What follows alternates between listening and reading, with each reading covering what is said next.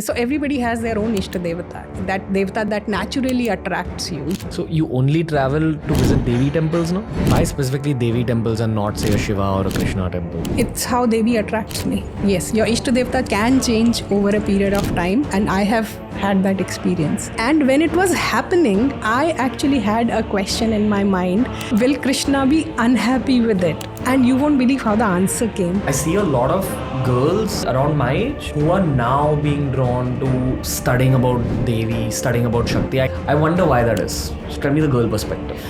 We women have lot of inner Shakti, which in today's time, I think we've forgotten about it and we are not tapping into it. We are trying to be too masculine because we are trying to compete with men at a lot of level. At the cost of that is giving up our own femininity. The perspective of a guy studying more about Devi and Shakti is that you become less masculine in the right ways. If I asked you why were you named Ranveer, do you have an answer? It's a sexy man name. Okay. yeah, that's okay. One, it sounds good as a name. I think my parents liked it. And most of us get named like this for random reasons. I'm reading Mahabharata and there are thousands of characters in Mahabharata. Not one is named randomly.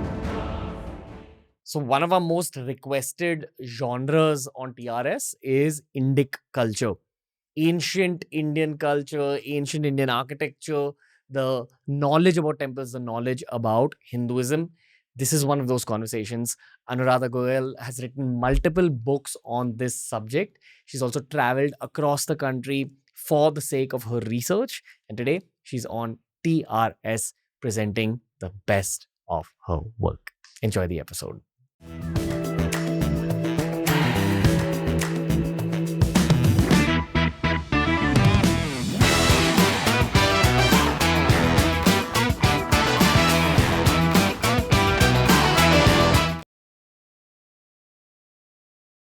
You've been dominating the world of Twitter, ma'am.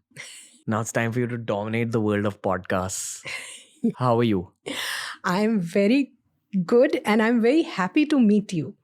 I'm envious of you because of all the learning that you get from all the guests that you interact with, the wide variety of guests that you interact with.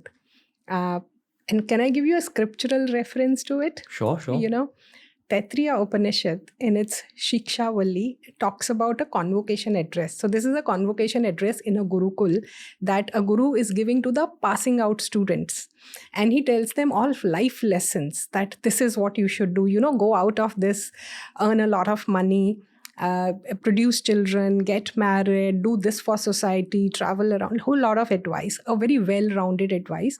But with every sentence, he says, Swadhyaya pravachanam cha, which means keep doing swadhyaya, self-learning, and pravachanam, sharing that self-learning with everybody else. Okay, so he says no matter what you do or what you don't do, every day do swadhyaya and do pravachan, which means invest some time in learning and invest some time in sharing that learning with others.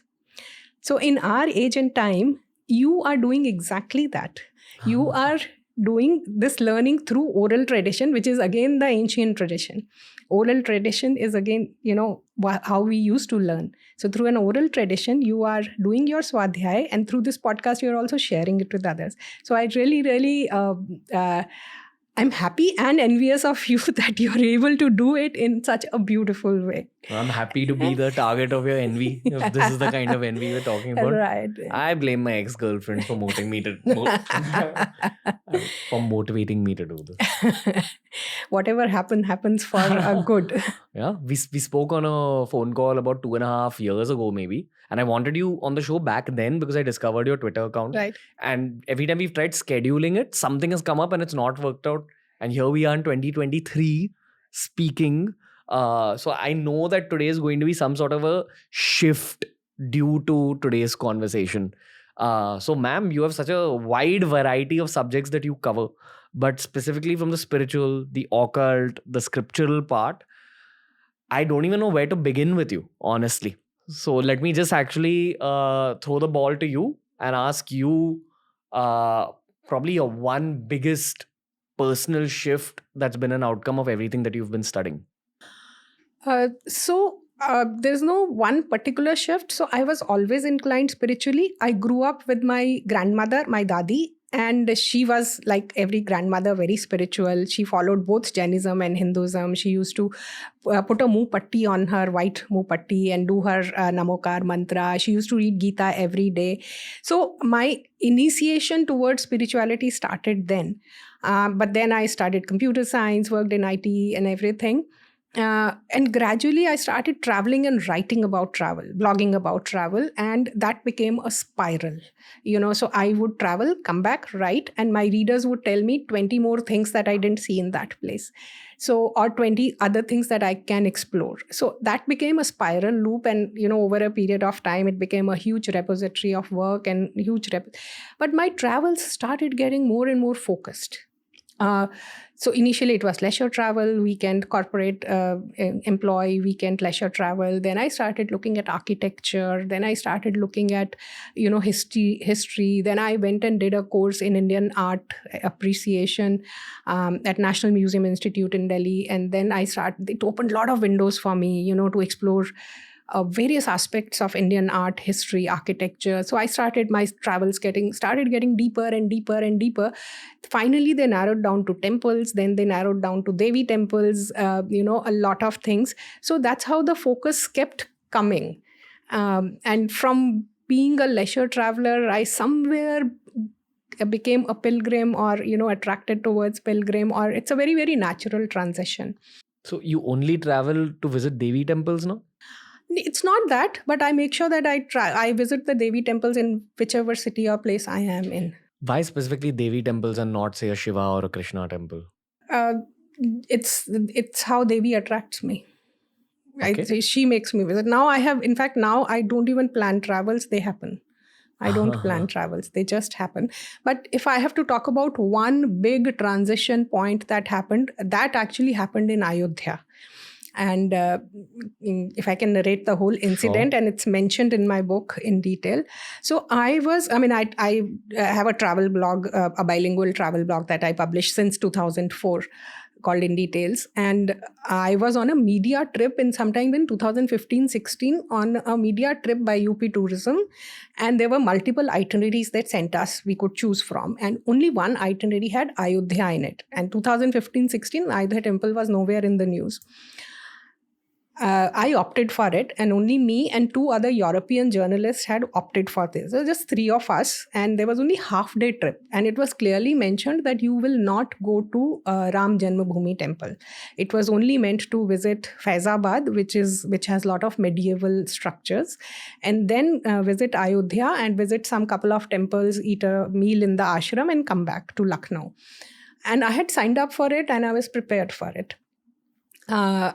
So we first visited Faizabad, and then from a place called Guptar Ghat, which is where Sri Ram took Jal Samadhi. From there, we took a boat to go to Ayodhya. So Ayodhya appeared to me from the waters of Saryu River. It just appeared slowly, the whole city and the skyline of the city, which is a beautiful skyline with all the ghats. It appeared before me. And once I was there, we visited a couple of temples, Kanak Bhavan temple, Hanuman Gadi temple. And then we were in an ashram to have a meal. And we sat down on the floor, three of us and a couple of people who were assisting us. We sat down on the floor to have a meal on a pattal, the leaf. Had the meal. I don't know what it was, whether it was because I was touching the bhumi of Ayodhya, or it was spending that couple of hours in Ayodhya. But I said, I want to visit Ram Janmabhoomi temple. And they said, no, this was not planned. I said, I know it was not planned, but I have to visit. Then they said, no, you have two Europeans with you. It will be very difficult to take them. So I talked to them. They said, we are not interested. You can carry on. So I said, let me go it. They were not very willing to. I mean, they had not signed for it. So I said, I don't know. But as I was talking, my resolve was getting stronger and stronger and stronger. So I eventually told them, you guys go back to Lucknow. I will visit. If I can visit it today, I will visit it today, or I'll visit tomorrow morning. I'll make my way to Lucknow. It's not a big deal. So eventually they gave in and they said, we'll take you. said, okay. We went there, we walked through the streets and we reached the entrance. And at that point in time, it was a well-guarded fortress. I have never had such a stringent security check as I had at Ram Janmabhoomi place. Everything was taken, even I had some coins in my wallet and they said, remove that. Forget about anything else. In front of me, there was this rubble. And on top of that, a tent, a very basic tent, and inside the vigrahas of Shri Ramlala, Lakshman and Sita ji. I still clearly remember they were wearing purple shringar that day. They were wearing purple clothes. And I had Ganga Jamuna from my eyes. I don't know where it came from. I knew everything about the place, but the moment you see them, said this is the God we invoke every time we greet somebody. In North India, they still say Sita Ram or Ram Ram. When somebody passes away, we say Ram Naam Satya Hai. And the birthplace of that Shri Ram is like he's sitting in a Malba, as we call in Hindi. He's sitting on a rubble with not even a structure around him. Something happened to me.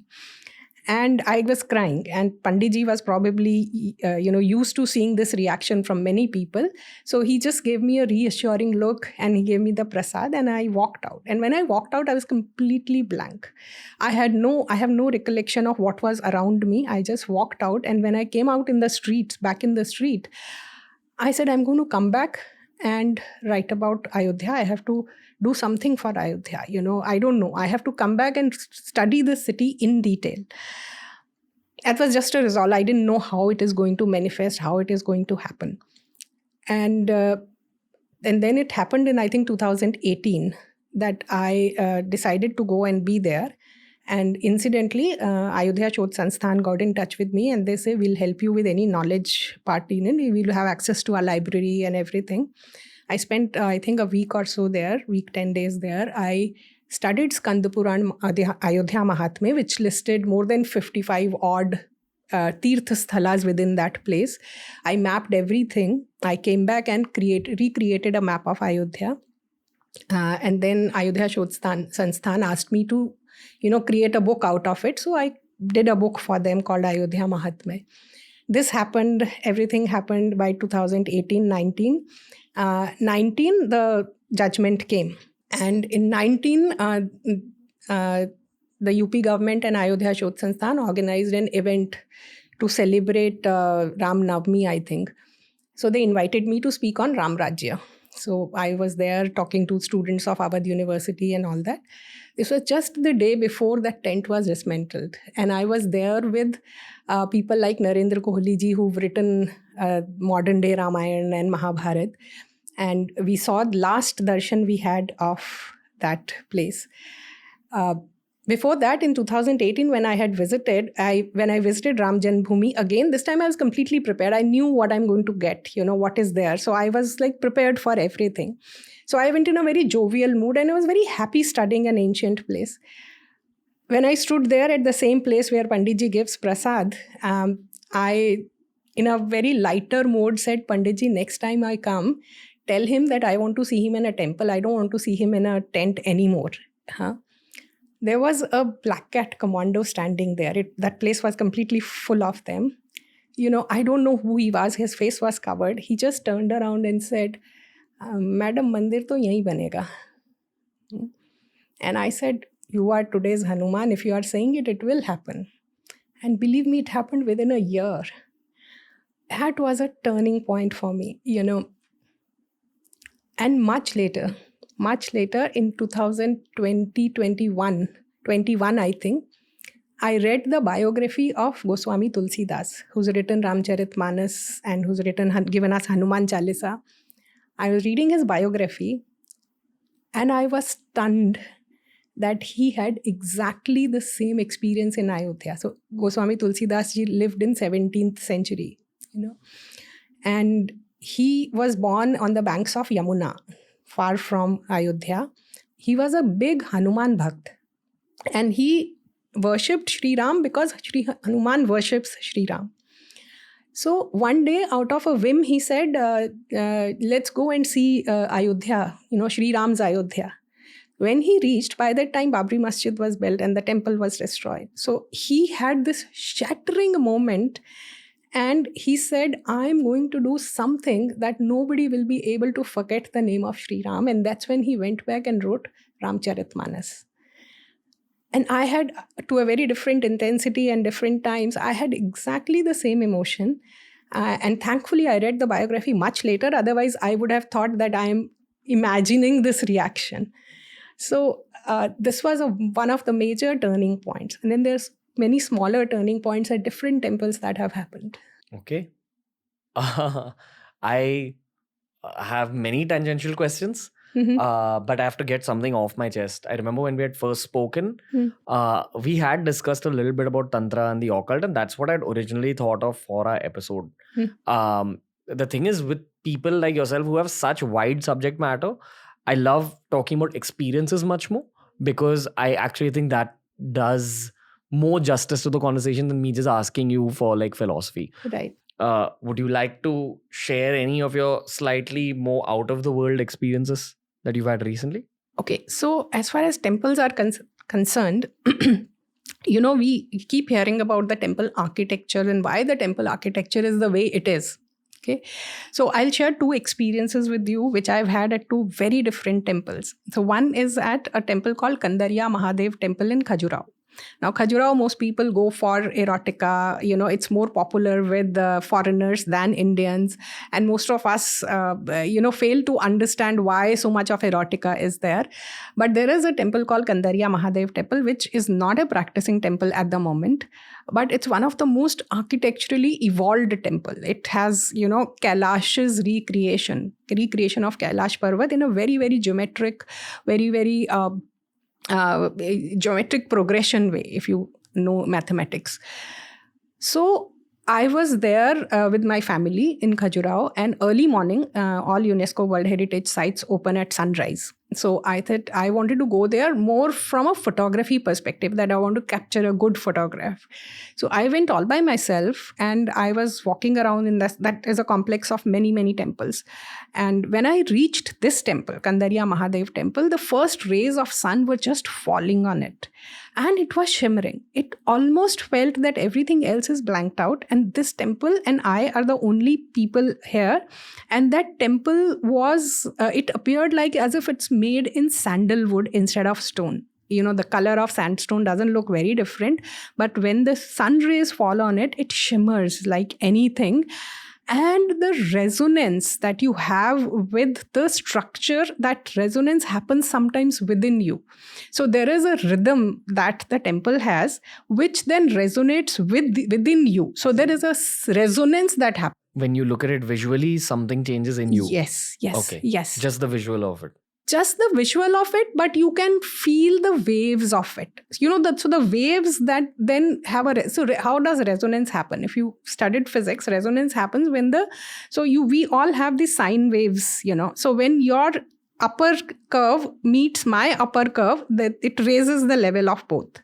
If the frequency is the same, yes. Two waves collectively form a much larger wave. So when that resonance happens with that rhythm, that's when you feel something.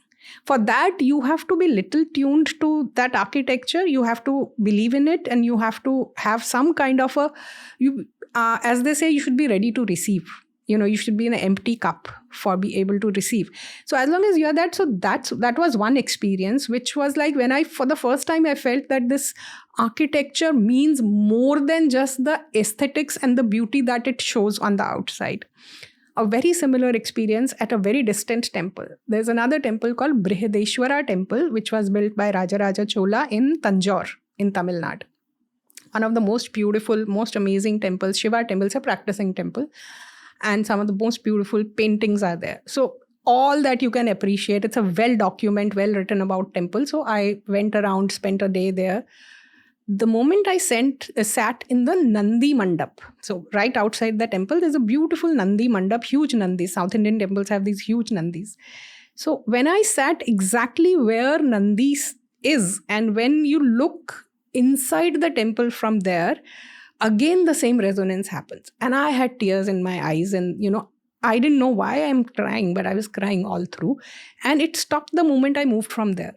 So it was not the whole temple, but exactly that point from where Nandi can clearly see the Shivaling. So these are some of the, I mean, I have many experiences in many temples, but these are some of the experiences which strengthened my belief that temples are far more than just a place of worship or just a place which looks beautiful today. I mean, unfortunately, today we are treating most of our temples as monuments which are to be visited, clicked, make reels and shots out of. But if we can attain that synchronization with the temple, then it can do a lot more for you. Do you attain the synchronization through your own practice?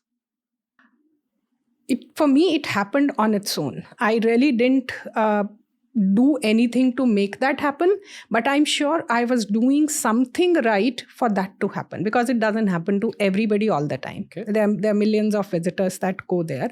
So the usual sadhana or the puja that you do, I'm sure that is even being open to these experiences, because I've seen most of the time people close themselves to these experiences that, oh, this is mumbo jumbo. So once you say it's mumbo jumbo, then it behaves like a mumbo jumbo. Okay. So the intention that you go with to a temple will actually affect your experience. Yes. This is what I've felt as well. Yes. If you actually go with that slight amount of hope in your heart, or that feeling that something is going to happen there, then it ends up happening. Right. And you're able to gain more from it. Right. Also, the fact that you say that there is an energy which is much larger than me. So I usually talk, when I talk about this, I say that the biggest difference between a Western thought and Eastern thought is that Western thought says individualistic. I have complete control over whatever I can control. I control my life, or I can control my life, That's why we keep blaming somebody, if this person had behaved this way, if government have behaved this way, if this has happened, I can control it. While we say there is always a larger force which is controlling. So for example, we've been talking for 2.5 years and this hasn't happened. There was a larger force acting on it to make it happen at a particular point in time. Maybe I was not ready for it. Maybe you were not ready for it. Maybe time was not ready for this conversation. Maybe Rajarshi Nandi had not been on the show from back then. Right. So there has to be there is a larger force for even the smallest of our deeds. Yes. Even if you are eating your breakfast late today, there is a larger force that's making it happen. So that's the basic difference. So when you go to these sacred spaces, so I would not say just temples, I would say any sacred site that you're visiting, when you visit them, unless you accept that this is a larger force, which is bigger than me and which can impact me, or in fact, you also end up impacting it, then you are kind of close to it. How do you end up impacting it? Okay. So let me ask you, what is a sacred site? Such a wide answer I have. So it's definitely a place that a lot of humans go to. They collect there and they leave a part of their own energy in that spot. You answered it. So it's so what is a sacred site? It's a site which has raw energy. Okay. And you go there to access that raw energy. Okay. And you also leave a part of your energy there. Now that raw energy, so let's take the example of electricity. If you and I are given a raw electricity, can we handle it? No, we can't handle. But we channelize that energy to give us light, to give us air, to give us heat, to give us cool. We are just channelizing the same raw energy through different instruments to give us different things. So sacred spots also have this raw energy, and all the rituals that we do, all the invocations that we do, all the pujas that we perform, those are the channelizing instruments to channelize it for a particular purpose. Most of us, an average person, most of us do not have the capacity to handle that raw energy. That's why we need an intermediary. That's why we need rituals. That's why we need a lot of these systems that are in place to give us as much access to that energy and channelize that energy for the purpose we need it. Which probably makes you think about skeptics and why even like their mental and emotional channels might be blocked to those energies, because possibly in their own journey, which is very subjective, and maybe later on it'll change fully, but maybe at the point they're at right now, their story is not ready to accept Right. whatever is going to come there. Right. It might or might not come later. That's true. So even so all of us have our personal journeys, so some people come with a karma where they have evolved to a certain level and then they start from that point. So our karmas in a lifetime are like a balance sheet, are like absolutely a business balance sheet. You come with a opening balance, you add your karmas plus minus, and you close your life with a closing balance, and that closing balance will define your next life. Right. So that closing balance, how much closing balance was I or opening balance in life was I was born with or you were born with is different. That explains child prodigies. That explains people like Shankaracharya who did so much at the age of 32, or Swami Vivekanand, people who did so much at such a... So they came with a great opening balance of karma. Some of us may be very low on that. So we have to build up that karma. Okay. What's the most powerful temple you visited in India? Impossible to say, because power of each temple is different. It's very, very different. How? So, see, each devata exists for a particular purpose. So, devatas are manifestation of that one Brahman that we call. What's a Brahman? Brahman is that Nirgun, Nirakar, one entity, okay. Brahman, what do you call it? Ikonkar, or like God, or like... That's the reality which we all will ultimately merge into, and which is Nirgun, Nirakar, which cannot be defined through our known parameters. Whatever is omnipresent all around us. What we all are. So the best way to define it is like we are all like a wave in the ocean. The wave forms and then it merges with the ocean. So ocean is that Brahman. Got it. Right? Okay. So all the devatas are a manifestation of us. They are higher than us, but they are not unlimited. They are not infinite like the Brahman is. Brahman is the one which is infinite. What are their limitations? So every devata has a purpose. So the traditional one which we say is that creation is Brahma, sustenance is Vishnu, and dissolution, not destruction, but dissolution is Shiva. So every devata has a purpose. So for example, Kartikeya is a commander, So they have a role and an energy. So, those stories have been built to communicate their energy levels. So there are different devatas that you worship to for different energy manifestations. Different purposes? Different purposes. And that is why so everybody has their own ishta-devata, that devata that naturally attracts you, you feel attracted towards. That is because your energy is in sync with that. Or the purpose you're living your life for will be fulfilled possibly through that devata. Yes, that could be another way to look at it. In different phases of your life, there could be a different one depending on your purpose. Oh, yes. Yes, your ishta-devata can change over a period of time. And I have had that experience. Do you want me to speak about it? Sure. Go ahead. So I grew up with Krishna being my best friend, because my grandmother used to read Gita. We had these images of Krishna in our house. A lot of childhood episodes where I was so tied to Krishna that he was my best friend. And you can approach a devata through various swarups. You can approach a devata in a vatsalya form, which means you treat him as your child. So you see people, Laddu Gopal, the small baby Krishna who worship, they have this vatsalya. They treat the Krishna as their child. Then there is Madhurya Bhav, where you treat him like your beloved. There is Das Bhav, where you treat him as your master and you call yourself a servant or a Das of the Devata. That's why a lot of poets put Das behind their name. And one of the bhavs is Sakha Bhav, when you treat the God as your best friend. And you just treat him like your best friend. So you can say anything to him, good, bad, ugly, So if something didn't happen the way I wanted it to happen, I'll say, what, can you not take care of this? You call yourself the the god, and can you not take care of this? And if I'm happy, I can say, this is, you made it happen. So he was my best friend for a longest time.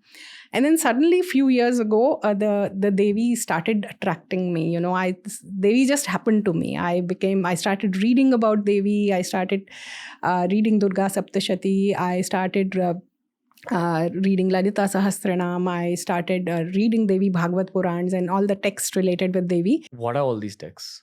These are different scriptures related to Devi. So Okay. Durga Saptashati is from Markandeya Puran. Devi Bhagavad Puran is a Puran in itself. Lalita Sahasranam is from Brahmand Puran. So all that started happening. And when it was happening, I actually had a question in my mind. Is it okay to shift? Am I doing right? Can I shift? Should I shift? Will I be? Will Krishna be unhappy with it? And you won't believe how the answer came. I happened to travel to Kaladi, which is the birthplace of Adi Shankaracharya in Kerala. And there I saw that his family deity and his family temple is Krishna's. And later he eventually became a Devi Upasak. A few months later, or rather on the same trip, I was visiting Mata Amrita Nandamayi's university for some seminar. And I happened to visit her temples and I saw exactly the same transition. She started with Krishna and ended with Kali. And then later I read in the scriptures that Krishna is actually an incarnation of Kali. So then I said, okay, fine. So these transitions, if they have happened to so many people, if it happens to me also, then it's, it's kind of the universe answering your inner doubts. So that's how it happened. So yeah, ishta-devta can also change. I want to know about the scriptures. Those 3 that you named. Okay. I've heard people on the show speak about it, but I've never really deep dived into it. What do you gain by reading scriptures? Firstly, that's a general question, and then specifics about these. Okay. So see, scriptures are very, very multi-layered readings. When you start reading, you read them at a story level. So I'll take example of Durga Saptashati. Sure. Durga Saptashati is 700 verses from Markandeya Puran, which talks about 3 different swarups of Devi. There are 3 stories in that. What is Markandeya Puran? It's a Puran. The 18 Mahapuranas. So it's one of the 18 Mahapuranas. What is a Purana? Puran. Okay. That's a... You want me to answer a technical answer to that? There's a technical answer. Whatever you wish, ma'am. So, technical answer is that a Puran is so you know the Shruti Smriti texts? No. Okay. So, Indian scriptures can be broadly classified into 2 segments, Shruti texts and Smriti texts. Okay. So, Shruti texts are Vedas and Vedangas, okay, which are universal truths. Basically, philosophies, universal truths. And then there are Smriti texts, which are, Smriti literally means memories. So these are memories. They've come in the story form. They say more or less the same thing, but Puranas are far more simplified version of Shruti texts. Okay. So Shruti, Smriti are 2 broad classifications of our text. And in the Smriti texts, primarily there are 18 Mahapuranas and many, many Puranas. And Ramayana and Mahabharata are our Itihasa.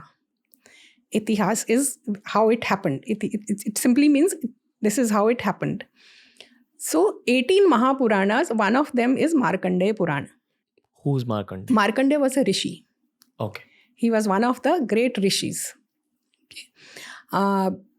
So I'll come back to this because if we digress into rishis, then we'll go on another thing. No, that's the next segment. Okay. But go on. So in Durga Saptashati is 700 verses, pretty much like Bhagavad Gita in Mahabharata. It is a text which talks about 3 primary forms of Devi, which is Mahakali, Mahalakshmi, Mahasaraswati, which are different from Kali, Lakshmi, Saraswati. Okay, so it talks about these 3 through 3 stories. How is it different? I'll come to that. So these 3 stories are in a conversation of 3 people. So there is a rishi called Medha Rishi. Okay, Medha means intellect. So there is a rishi by the name who lives in a jungle. Then there is a king called Surat. Surat means somebody with a good body, beautiful body. He is a king who's lost his kingdom. And there is a Vaishya, a trader, a wealthy merchant by the name Samadhi. Samadhi means Samadhi. So Medha, Surat, Samadhi, they meet in a jungle.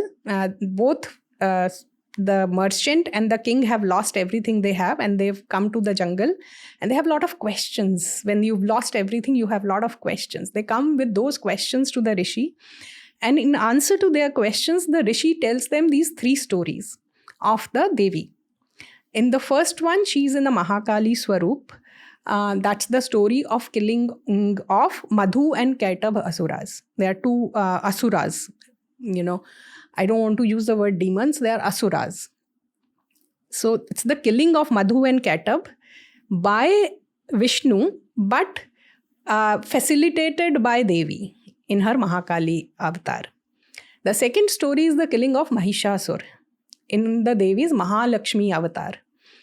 And the third is the story of killing of Shumbh and Nishumbh Rakshas in her Mahasaraswati form. So these are 3 segments, and they represent 3 gunas, they represent 3 different triads in many, many ways. So at a base level, when you start, it's just a story of killing of 3 sets of asuras. When you start diving into it, it reveals a lot of things. For example, it reveals you your inner demons, your inner asuras, So like the first story will point you to your tamas, your laziness, your inaction, all the tamasic pravrittis that we have inside. The second one is rajas, where in action, you're too active. Sometimes too much of rajas becomes a problem. In fact, we have a lot of tirthas which are called Viraja. There is a Viraja Devi. She's in a place called Jajpur in Odisha. Tirtha is like temple? Tirtha is more than a temple. It's a sacred space. A part of a geographical location. It can be a geographical location. I can talk about what are tirthas I can do a complete podcast on what is a tirtha. It's going to be a long conversation today. But let's go on. So I was talking about that Viraja means rajas is too much. Then you get rid of that raj. Then the third part of that Durga Saptashati is about things which we typically call Shad Ripus, the 6 enemies that we have inside, like envy, greed, the 6 of those. How do you fight them? And then, of course, if you go much, much deeper, it will reveal you a lot of cosmic stuff, the cosmic. So I am also still learning it, reading it, learning it. I conduct a workshop on it every Navaratri, a free workshop as an introduction to this text on anybody who wants to get not initiated as in a formal initiation, but in reading and understanding it. But initiated into what? Into reading. I want people to read original scriptures. I want, because there are a lot of authors writing interpretations of this, but they'll always be their interpretations dictated by their circumstances, this thing, and also sometimes by the commercial reasons. For some reason, we have started believing that our scriptures are something very distant that we cannot read. And in last 7-8 years that I have read, I get up in the morning, I spend 1.5 to 2 hours reading scriptures in original Sanskrit with Hindi. I have found there's so much meaning and there's so much learning when you read them in original, which you will never get in a commentary, never in an English commentary, because the words are not there. The amount of the amount of meaning the words carry in Indian languages, and you can read any Indian languages, because Indian languages are not very different from each other. They look very different, but they're not really. And I'll give you an example of how. What comes to your mind when I say haldi? Turmeric. What else? Milk. Okay. Food. Okay. Yellow. And you also think of a haldi ceremony. Yeah. You think of that haldi doodh that your mother gives when you are, or you putting a haldi on it. It gives a sense of auspiciousness, anything, because at least in Maharashtra, you have ceremonies like haldi kumkum. If you've not performed, you've heard of them. But would you get the same if I say turmeric? You probably won't get that auspicious. Then it'll be like a spice in your kitchen cabinet.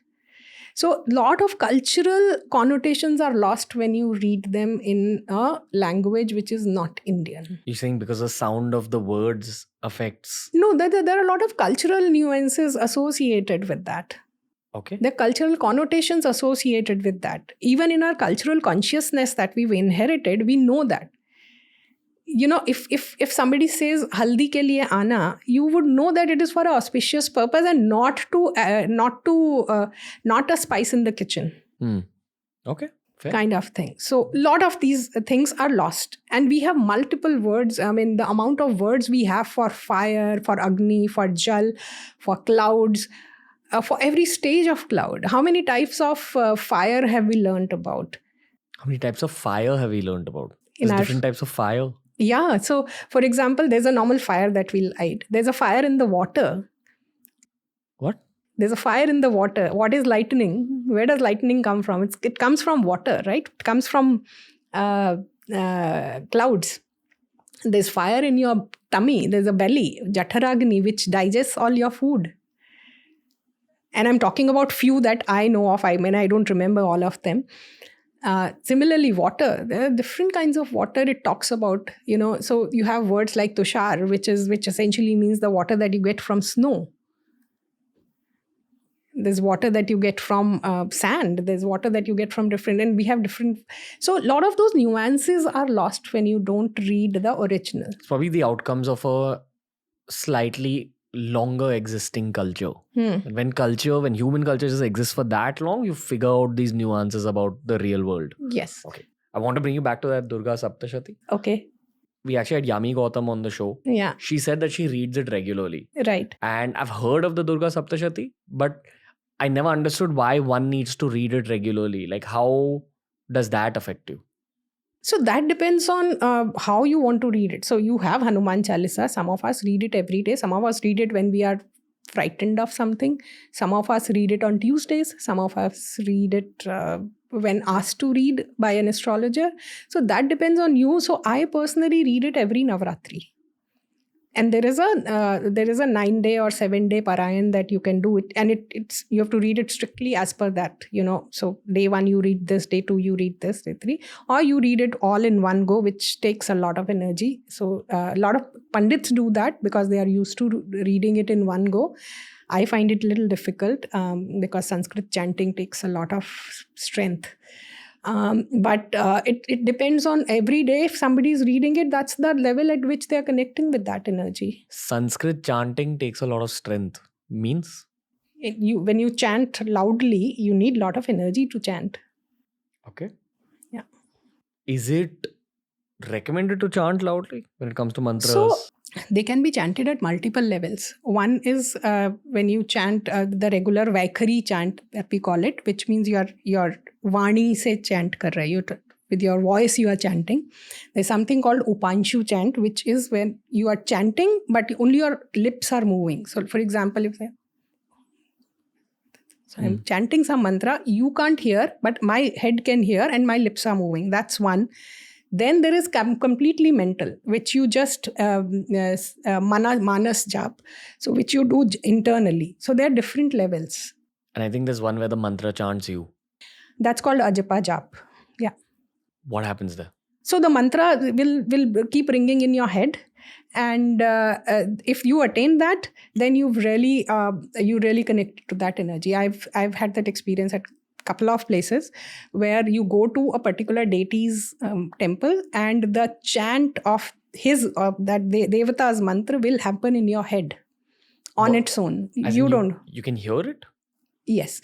It's actually called Pashyanti. I mean, you can see it, you can't hear it. In your head, you actually see. So if I ask you to close your eyes and think of a song or anything, you will actually see it and not hear it. So you actually... But it dominates your head.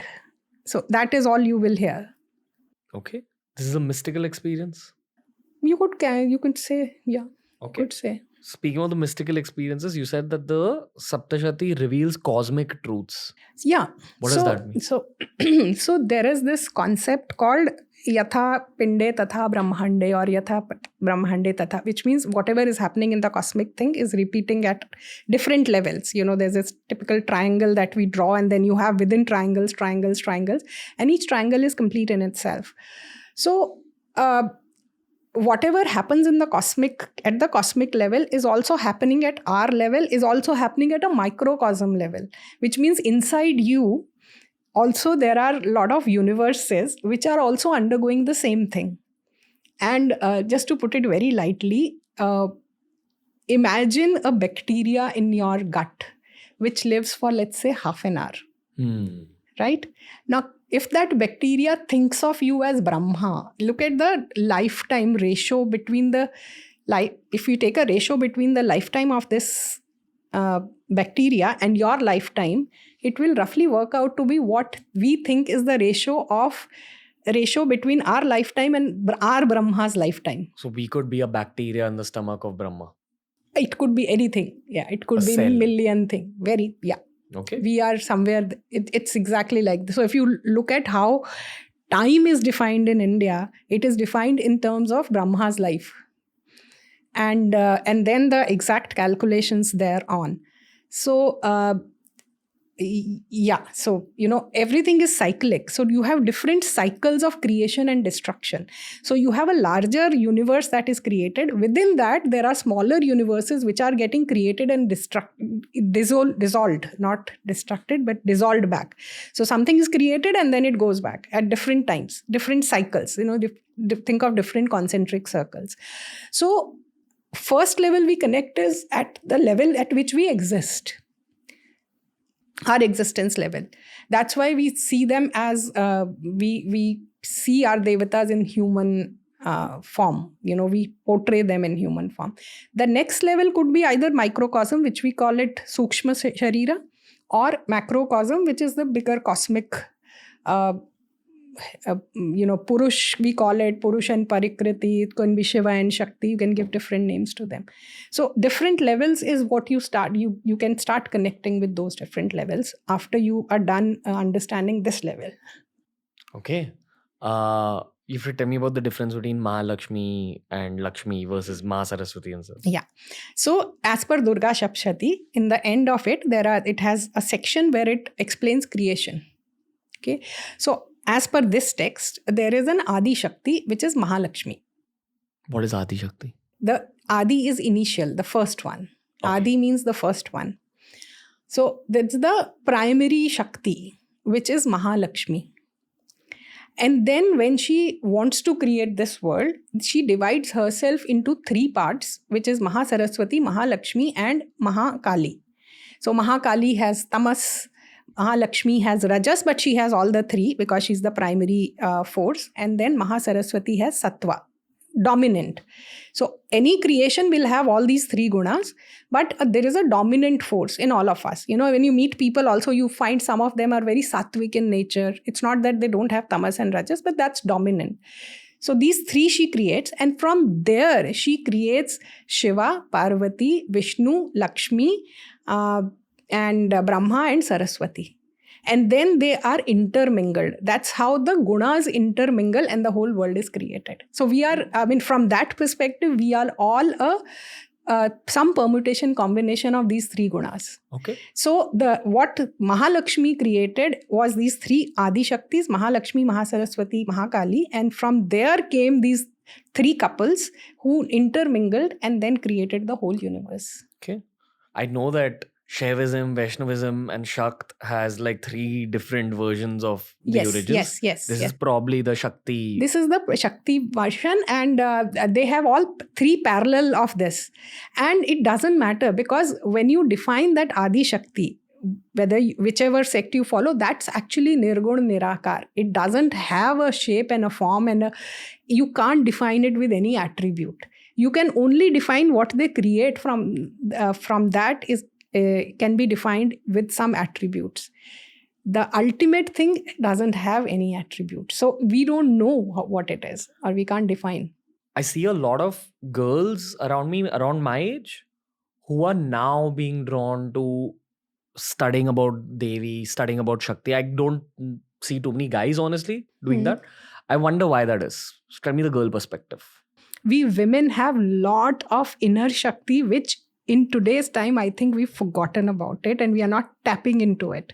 In fact, the whole victim mindset that I see, that we keep asking for, give me this, give me that, give me this.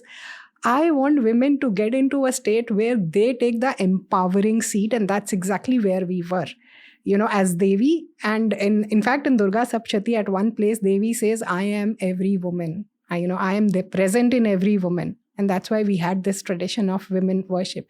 And when I say worship, it doesn't mean a worship like this, but, having a genuine respect for the inner Shakti of a woman. So I definitely want women to connect with that inner Shakti and operate from there, where you say, I am the one who empower this universe or my own universe to manifest whatever I want to manifest. And that's the role most women had traditionally. Now we are just fighting for very, very small, mundane things like I want a job, I want money, I want this, I want reservation. I mean, all that will happen. If you connect with your inner Shakti, you become the one who's empowering you. And that is what these texts help you connect in a way. Okay. But what does that mean? What does it mean to connect with your inner Shakti, and how? To realize we all have the inner power. If we channelize our own power, we can do anything that we want to do. What do you think the achievers do in their life? Are the achievers really very different from other average people? Not really. They are able to channelize their energy and focus it on what they want to achieve. And that's one. In fact, that I'm taking you on a tangent, but Kabir Das has a very beautiful doha. He says, I'm forgetting that. Kabir man nirmal bhaya, jaise ganga neer, pache pache har phirat, kehat kabir kabir. He says, all you have to do is clean yourself like the waters of Ganga. So Ganga ka pani ka the main feature was that it had self-cleansing properties. It cleans itself. That's what Ganga water was known for. That's why it's considered pure, and it has been scientifically tested that it had the power to purify itself. So Kabir says, just like Ganga waters, if you can clean your heart and mind, the world will run after you, taking your name, And let me give you a practical example of it. Let's take the biggest achievers of our times. Let's say Lata Mangeshkar, or let's say Sachin Tendulkar. What did they do? They just kept improving their own craft. Did they do anything other than that? Not really. They just worked hard on their craft. They improved their craft to such a level that the world was running after them. So the more you keep cleansing yourself, the world will come to you. It will come run after you. So that's one of the ways. So that's how you also channelize your inner Shakti. You focus on one thing or whichever any things that you want to achieve. And that tapping into your own energy is something that, for me, these texts have helped me, or at least they show you the path to help. Okay. You can even use it in your day-to-day corporate business life. So for example, in Durga Saptashati itself, at one place, the Devi takes the shape to kill Mahishasur by collecting energies of all the devatas. She takes energy of all possible devatas, weapons of all possible devatas, to manifest into a form that can kill Mahishasur.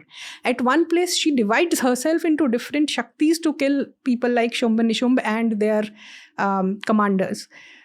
So it gives you practical lessons that there are times when you need to pull in all your resources and fight with an enemy, and there are times when you delegate.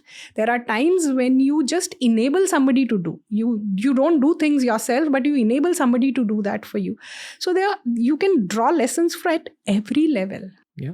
At least for me, the perspective of a guy studying more about Devi and Shakti is that you become less masculine in the right ways. Okay. As in, you maintain your masculinity, but you know exactly where to draw the line, because you learn the feminine aspects of life also. At least that's what I've gained from it. Compassion, endurance.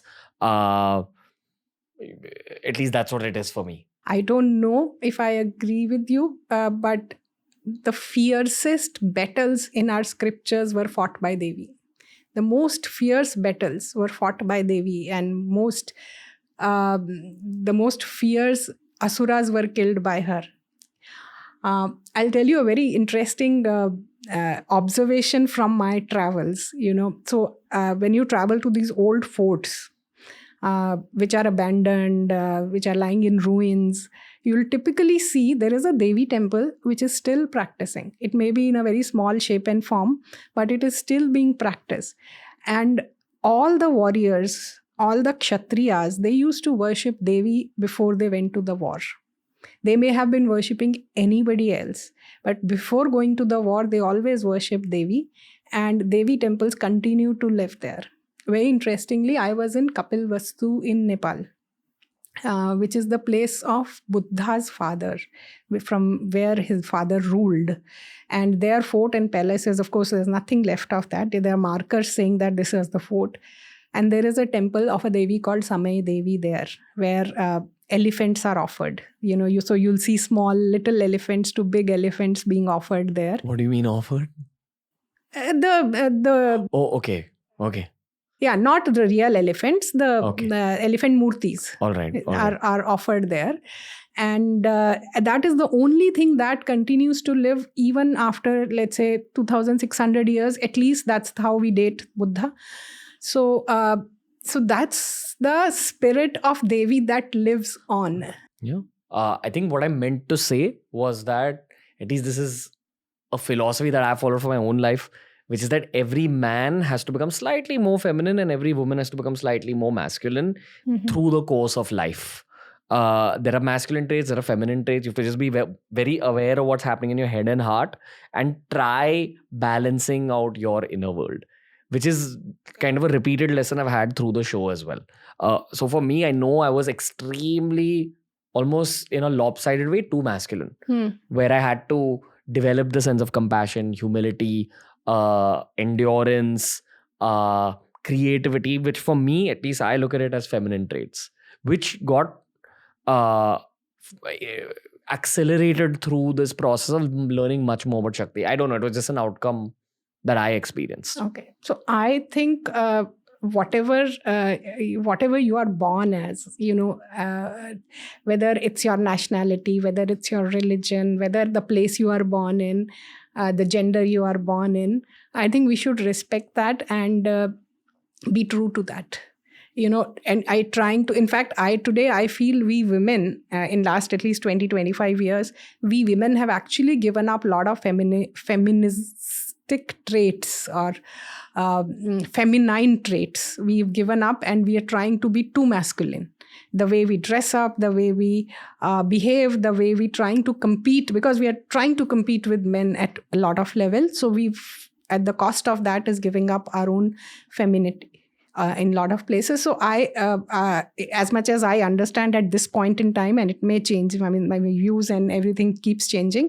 At this point in time, I think whatever you are born as, then you must respect that and live that in the true sense. If you're born as a man, so think what is your responsibility as a man, and are you taking care of that? Compassion and all this, I think, is common to humanity. We all need to be compassionate, but again, can you force yourself to be compassionate? I don't think so. It comes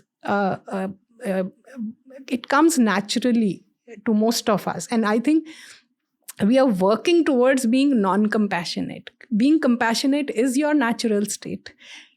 Being loving, being being all the things that we want the world to be, they are our natural traits. The way we are living our lives, we are actually pulling ourselves away from that. Okay. Everything you're saying, I feel is an outcome of some scriptural studying. And we've just spoken about the Durga Saptashati. But what other scriptures have you deep dived into? So I started with Ramayana. So I have written a book called How to Read Indian Scriptures, just to remove some of the common mental blocks that we have about reading Indian scriptures, like, do I need to know Sanskrit? Do I need a guru?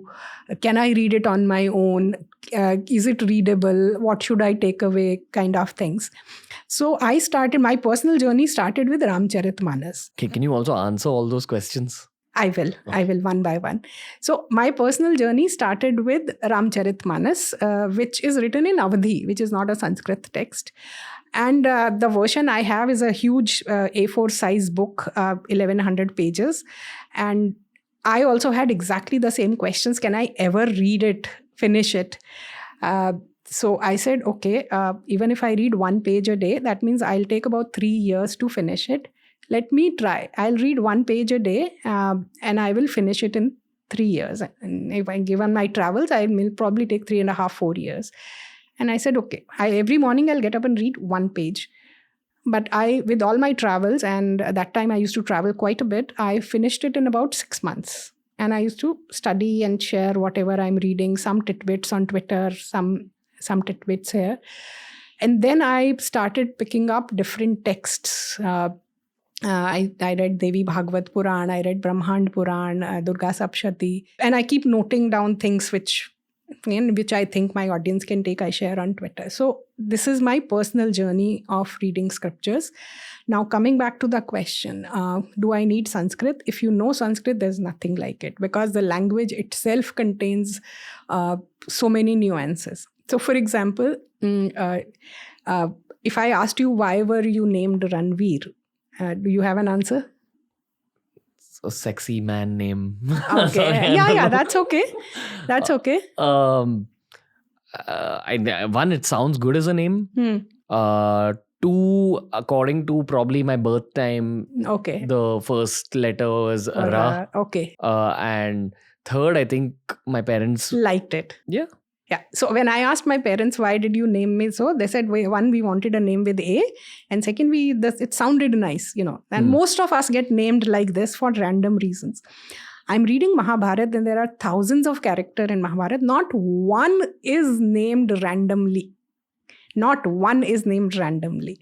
All of them have multiple names. And they come from their different traits. That's how we have Sahasranamas, 1,000 names of deities.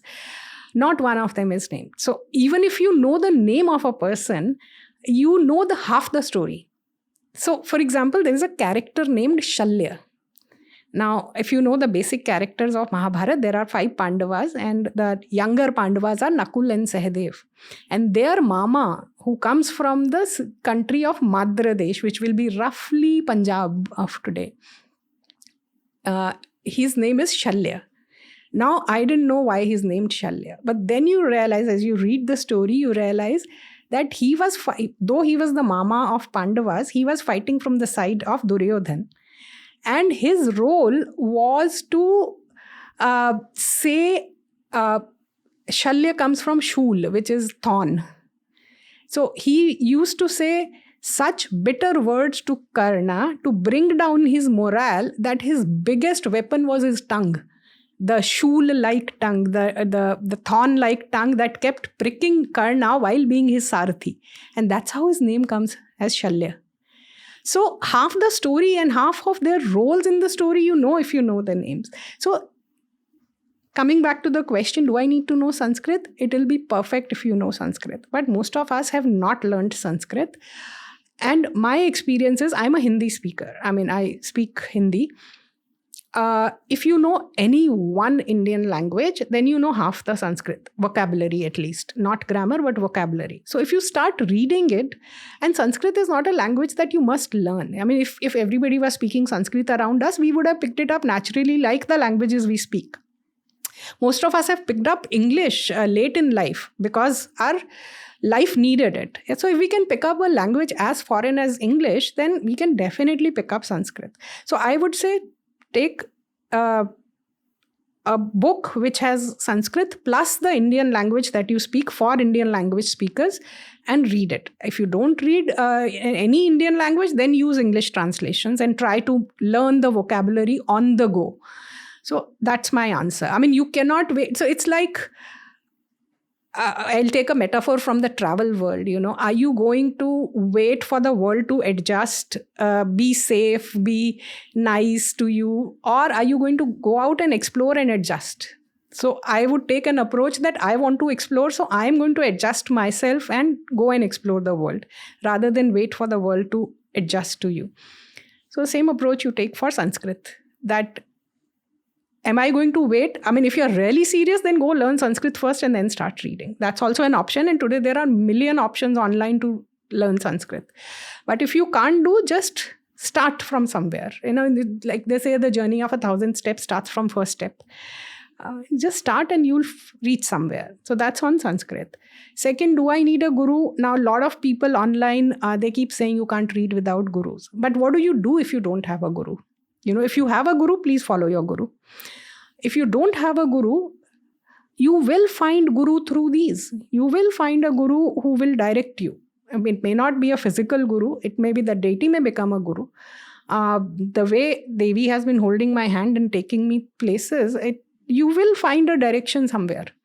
So that's my answer. Again, the same thing. Are you going to wait till a guru appears, or are you going to take the first steps and enable the guru to reach out to you and help you go further? So my approach is you start and then the rest will follow. Then the next question that a lot of people have is, where do I start? There are so many. We have a whole library of scriptures. So where do you start?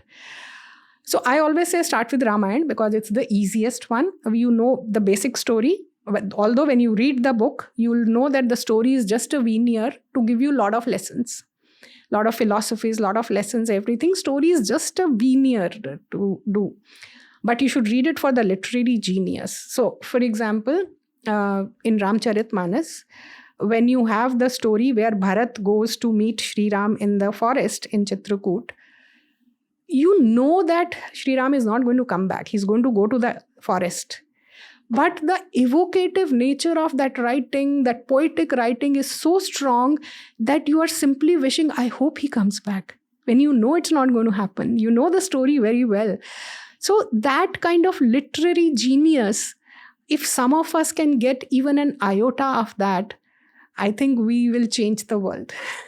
Okay. So that is, so where do you start? My recommendation is, if you've not read anything, start with Ramayana because it's easy. But start whatever fascinates you. So if you are a Shiva Bhakt, start with Shiva Puran. If you are a Vishnu Bhakt, start with Vishnu Puran. If you are a Devi Bhakt, start with Devi Puran. You can start anywhere. So it's like a worldwide web. Indian scriptures are absolutely like worldwide web. You start with one Wikipedia page or one page, and then you keep clicking links and you keep going wherever you want to go. Your recommendation is don't read it in English. If you know one Indian language, then no. If you don't know anything, then go with English. Like rather read it in Hindi or Tamil or something. Yes.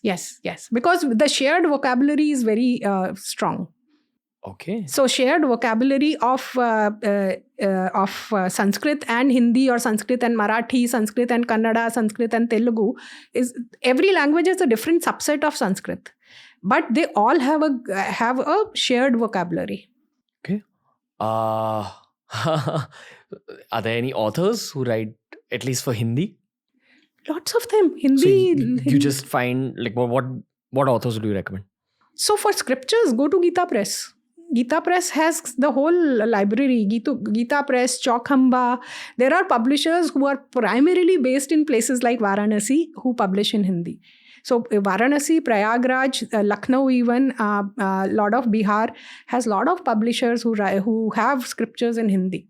And in fact, most of them are downloadable from places like Archive because they are copyright free.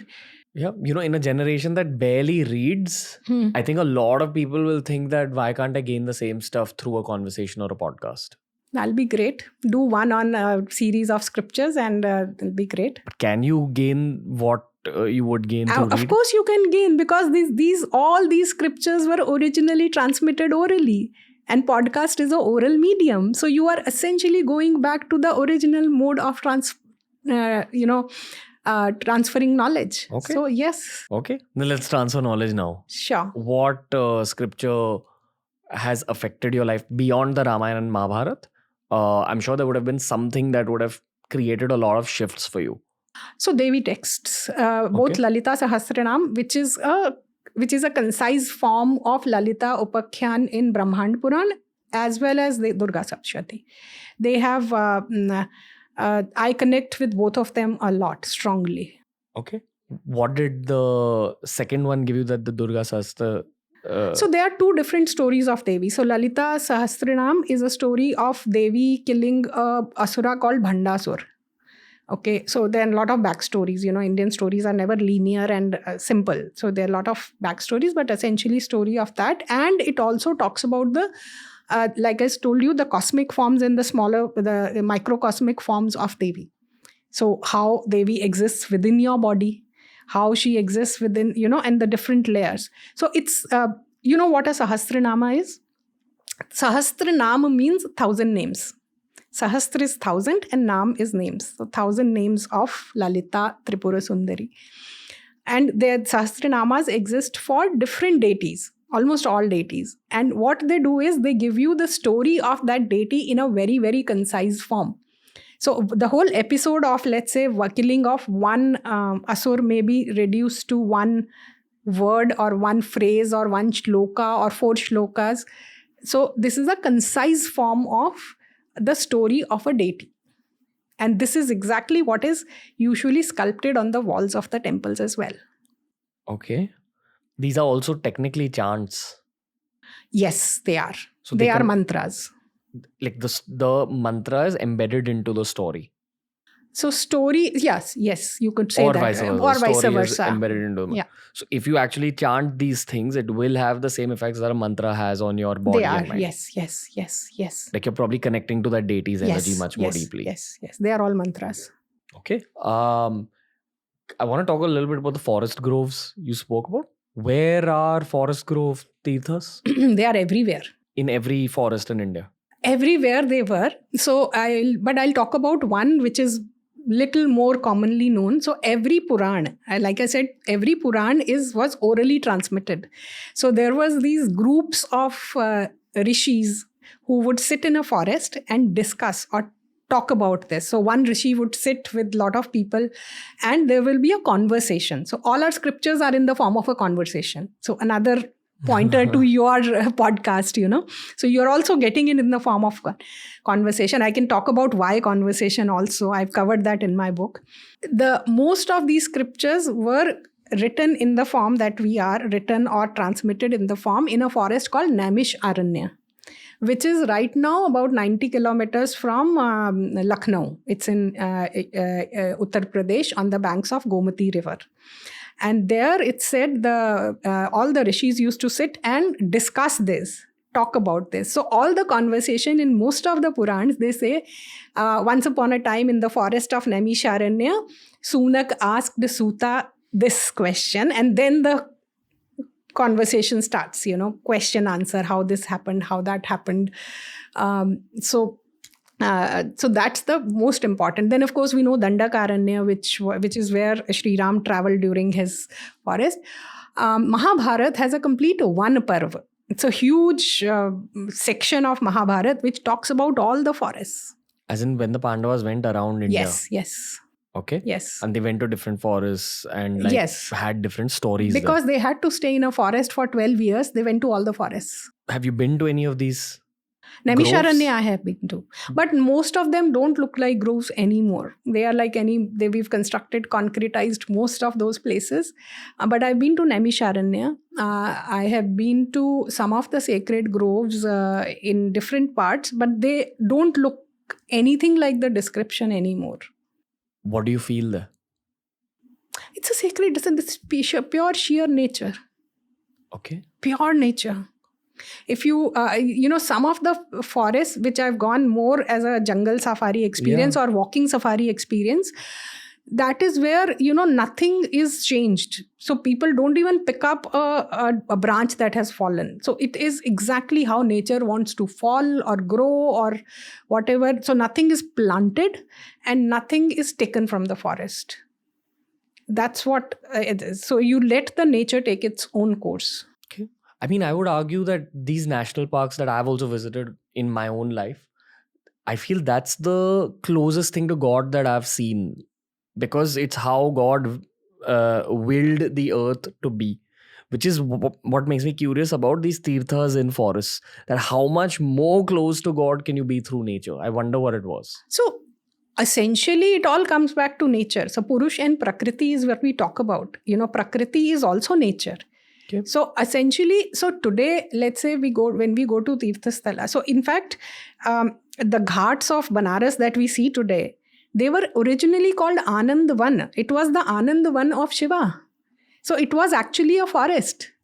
So original Kashi was somewhere around the northern ghats, the current day northern ghats, and the south part where we now go and see, this was originally all a one. It was called Anand Van.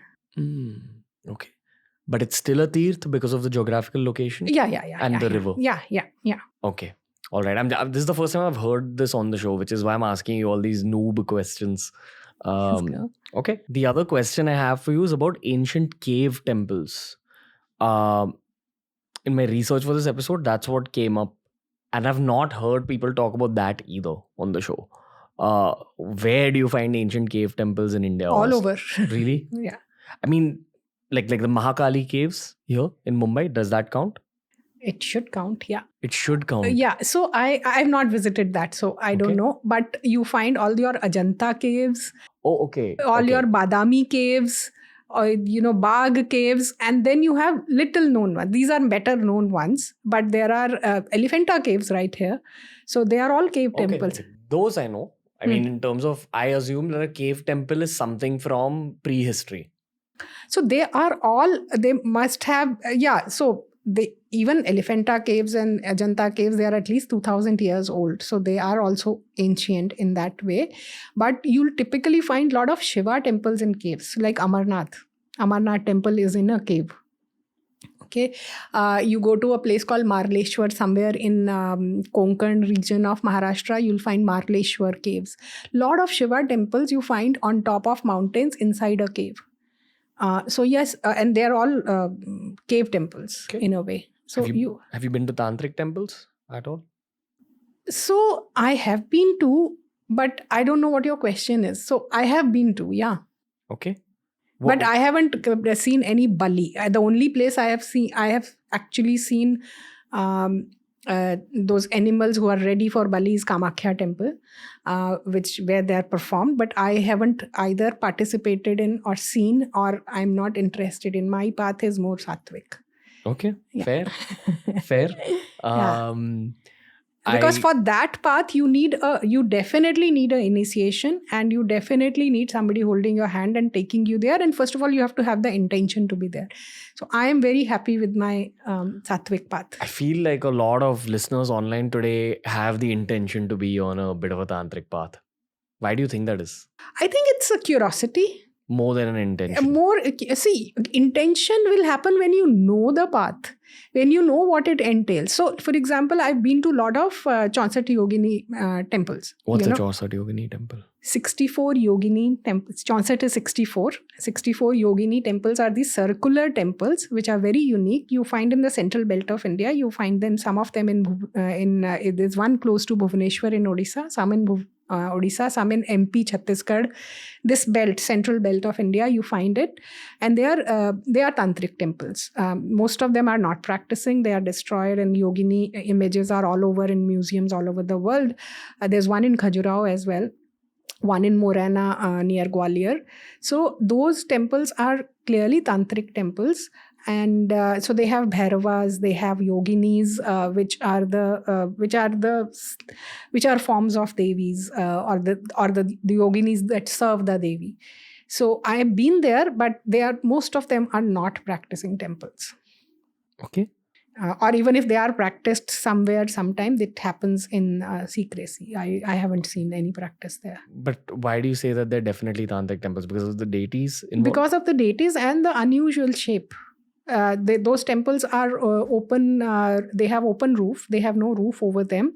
They are circular, and the 64 or some places 81 yoginis are in that. And each yogini has a different name and a different vehicle and a different purpose. And so you find all kinds of yoginis. I mean, if you are interested, you can read a book by Dr. Vidya Dehejia on yoginis. It's available on archive, and it will tell you the difference between them. But those are absolutely, and they're not very common. Those temples are not common. They are usually found outside the main city habitation area, and they were followed by the sect that follows tantric traditions.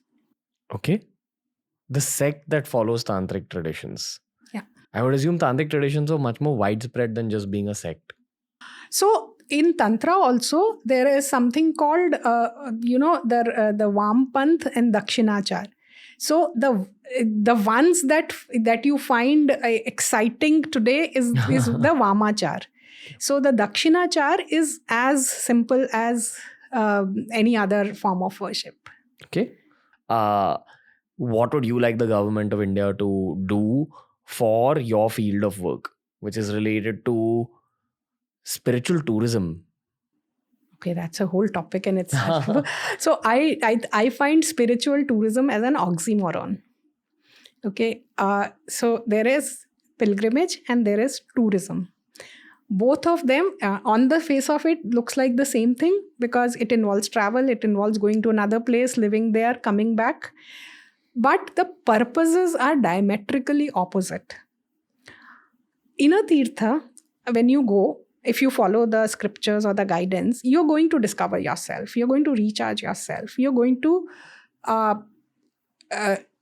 advance spiritually. And so you need to follow certain things. And what are those certain things? You follow some vratas. You follow brahmacharya.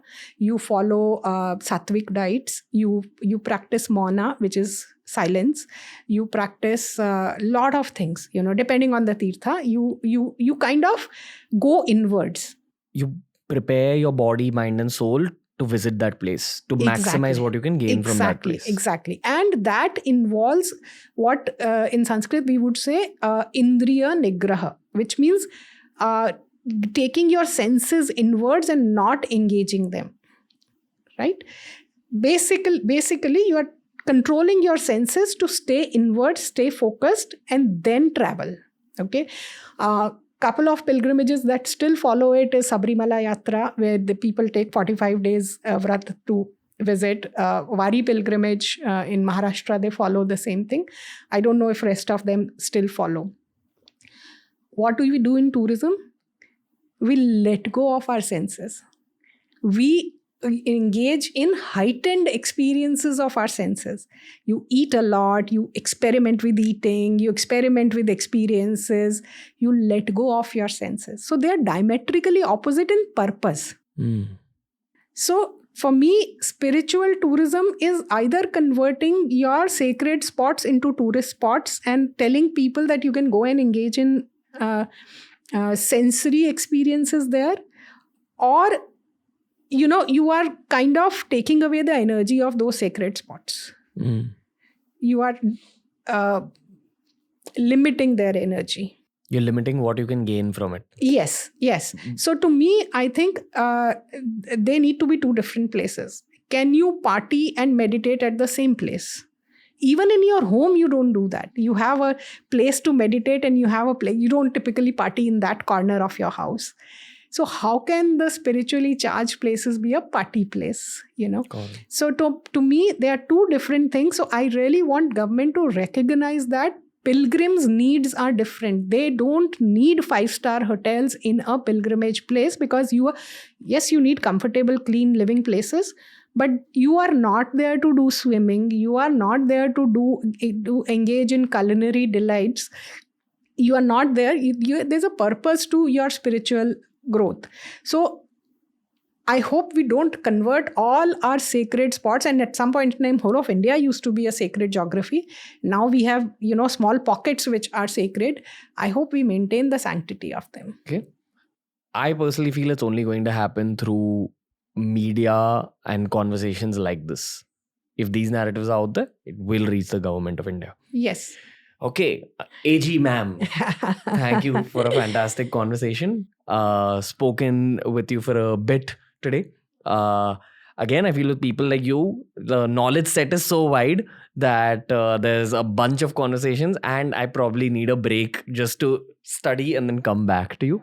So thank you, ma'am. Appreciate it. Appreciate all the knowledge. Thank you.